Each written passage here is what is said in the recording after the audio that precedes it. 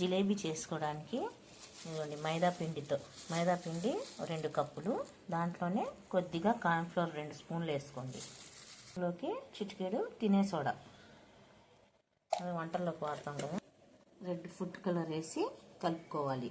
Water వేసి కొద్దిగా పెరుగు కూడా వేసుకొని వాటర్ వేసి కలుపుకుందాం.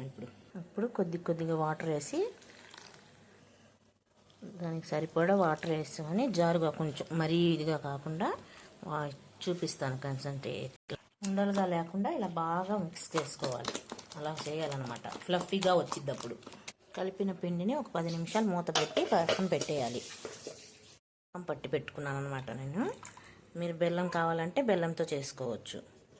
పొయ్యి మీద కళాయి పెట్టి ఆయిల్ వేసి పెట్టుకోవాలి. వేడెక్కాక జిలేబీ వేద్దాం. ఎందుకంటే పాల కవర్లో వేస్తాం. ఇలా కవర్లో వేసుకొని చిన్న హోల్ చేసి వేయాలి. ఆయిల్ బాగా వేడెక్కింది. ఇప్పుడు జిలేబీ షేప్లో వేసుకుందాం. చక్కగా చిన్న హోల్ చేసి వేసుకోండి. ఓకే, ఇలాగా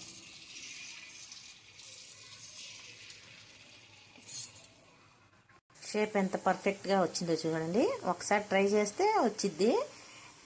ఎలా ఉందో హోమ్ మేడ్ జిలేబీ 10 నిమిషాల్లో రెడీ.